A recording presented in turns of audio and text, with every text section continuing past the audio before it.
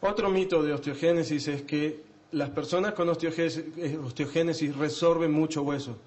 Ustedes saben que naturalmente todos formamos y reabsorbemos hueso constantemente. Eso mantiene nuestros huesos en forma. Entonces lo que se pensaba era que las personas con osteogénesis imperfecta se comen demasiado el hueso. Esto es para mostrarles cuán complejo es y cuán poco estamos entendiendo de lo que pasa. El hueso tiene básicamente dos células principales. Una que se come el hueso, que se llama osteoclasto, y otras que hacen hueso, que fabrican hueso, que se llaman osteoblasto. Después vamos a hablar un poquito más de esto. Es un misterio, por ejemplo, cómo sabe el osteoblasto cuándo tiene que rellenar hueso, cómo se comunican el osteoblasto y el osteoclasto. Y hay un montón de sustancias, como ven acá, que interfieren en eso y que recién ahora estamos empezando a entender. Esto es como se ve bajo el microscopio, esa célula gigante que se come el hueso, acá la ven, con muchos núcleos y se está comiendo un poco de hueso, y después vienen células que están por acá y van a rellenar este agujero. Y esto es lo que pasa en nuestros huesos. En un adulto que no tiene problemas, viene la reabsorción y los osteoblastos rellenan el agujero. Y así mantenemos nuestros huesos. En un chico que está creciendo, los osteoclastos hacen agujeros y los osteoblastos rellenan más de lo que se comió, entonces el hueso crece. Pero hay dos situaciones donde uno puede tener osteoporosis o problemas de baja masa ósea, ya sea que los osteoblastos no llegan a rellenar o que los osteoclastos comen demasiado hueso. En la osteogénesis es esto lo que pasa, y estos son estudios que se hicieron mirando al microscopio y estudiando sustancias en la sangre que marcan cómo el hueso se fabrica y se reabsorbe.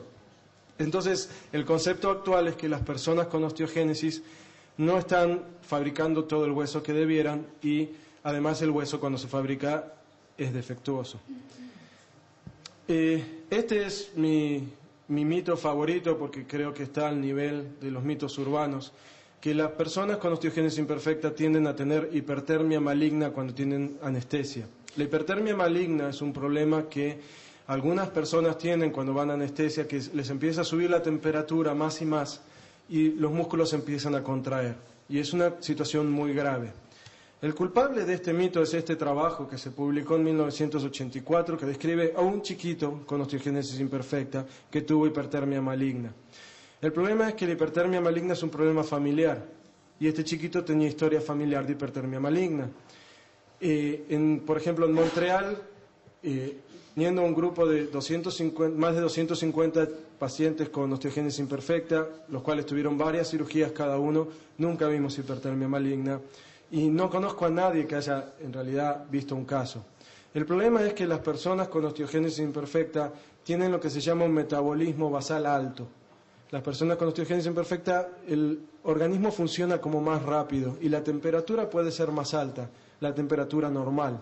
Por eso muchas veces también transpiran mucho, sudan mucho, y eso puede tener que ver. Entonces en cirugías puede ser que tengan un aumento de la temperatura, pero no que se haga maligna. Entonces se toman las mismas precauciones que con cualquier otra persona ante una cirugía. Este mito, por supuesto, para este grupo no es real, que todas las personas con osteogénesis tienen escleróticas azules. Pero este mito que hay ciertas fracturas que solo se ven en casos de abuso infantil y no en osteogénesis, que cuando uno ve, hay gente que dice, cuando uno ve ciertas fracturas, eso es abuso, ese chico ha sido abusado y no puede ser un caso de osteogénesis. Y los bebés que tienen osteogénesis imperfecta leve no se fracturan. Si se fracturaron es porque los padres los abusaron. Estos mitos, de vuelta, para ustedes ya saben que no son verdad, pero lamentablemente hay muchos profesionales que no lo saben. El director del Hospital del Trabajo, que es un especialista en abuso infantil muy interesado en osteogénesis, hizo un trabajo muy interesante que le envió un cuestionario a una buena cantidad de expertos en abuso infantil, gente que se dedica a diagnosticar casos de cuando un chico ha sido abusado. Y les preguntó qué saben de osteogénesis imperfecta.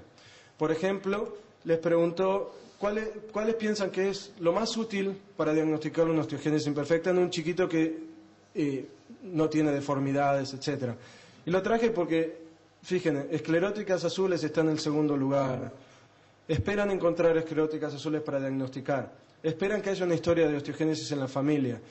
Por supuesto, si hay historia de osteogénesis en la familia, mi hija de 3 años y medio lo puede diagnosticar, pero entonces esto para decirle que si bien uno toma por obvio que esto no puede ser un mito, lamentablemente para mucha gente es verdad. Después, por otro lado, dicen, bueno, ¿cómo descartamos osteogénesis imperfecta? ¿Qué tiene que haber para que uno diga esto no es osteogénesis?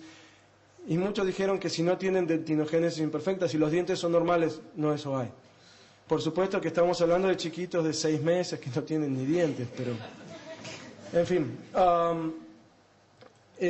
y quería mostrarles un poquito estas confusiones que hay para que ustedes además sepan, porque ustedes muchas veces van a estar en situación de que familias los comuniquen y les pregunten, mi chiquito tuvo una fractura y están pensando que si no nos quieren acusar o no. Yo no sé cómo funciona aquí el sistema legal. En Estados Unidos es una cosa muy fuerte y los médicos estamos obligados a denunciar cuando vemos fracturas que son sospechosas. Es una situación muy difícil. Esto que ven aquí, que indica la flecha, que se llama el doble contorno, cuando hay una fractura pequeña aquí afuera, el hueso está envuelto en una membrana que es como un nylon, y se puede juntar sangre y separarse la membrana y se ve como ese doble contorno. Para alguna gente esto significa que el chico ha sido abusado. Estas fracturas que se llaman en asa de balde, algunos dicen, si uno ve esto es abuso infantil. El mecanismo por el que se produce esta fractura es cuando se tira la pierna, se hace un tirón y se desprenden estos pedacitos. Entonces, lo que yo siempre pregunto es, yo no sé cómo cambian ustedes los pañales de los chiquitos. Cuando yo le cambio los pañales a mis hijos, le agarro los talones y los tiro las piernas para arriba. Si un chiquito tiene osteogénesis imperfecta y uno no lo sabe, perfectamente puede producir esto. Entonces, estas fracturas por alguna razón no son comunes en osteogénesis, pero hay que saber que pueden ocurrir. Este es otro mito que un poco se va cambiando. La osteogénesis imperfecta letal es heredada en forma recesiva. Entonces, con el permiso de Alina, que es la genetista experta, voy a explicarles un poquito qué significa esto de recesiva y dominante. Supongamos que el color rojo significa osteogénesis imperfecta. Todos tenemos, para cada característica nuestra, 2 genes, uno heredado de nuestro papá y otro de nuestra mamá. Siempre vienen en pares. Entonces, dominante significa que de ese par, con que haya uno tiene el problema. Entonces, un matrimonio que tiene, por ejemplo, el padre osteogénesis, va a tener los 2 genes, la madre va a tener los 2 que no hay, y los chicos, con que tengan uno, van a tener osteogénesis. Y eso significa también que hay 50% de posibilidades, esto es en general, o sea, si tienen 4 hijos, en teoría 2 van a tener osteogénesis y 2 no. En la práctica no se da, es muy interesante lo que presentó Javier hoy, que cuando uno mira a una población grande, el 70% tenían hijos con osteogénesis, cuando uno esperaría el 50%. Entonces esto es una teoría que va bien para explicar cosas. Ahora, si es recesivo, eso significa que los 2 padres tienen que tener el color rojo y que tenerlo no significa tener el problema. Entonces hace falta tener los 2 color rojo para tener el problema. Entonces los padres van a tener 50% de los hijos van a ser lo que se llama portadores. Van a llevar el gen pero no van a tener el problema. 25% va a tener el problema y un 25% ni lo va a transmitir ni lo va a tener. Hoy día sabemos que la gran mayoría de las personas con osteogénesis tienen o lo han recibido o lo transmiten, perdón, no lo han recibido, pueden transmitir en forma dominante. La recesiva está reservada a algunos grupos especiales como estos chicos que tienen osteogénesis y ceguera o este grupo de Quebec y probablemente haya otros muy específicos tipos de osteogénesis que tengan esto.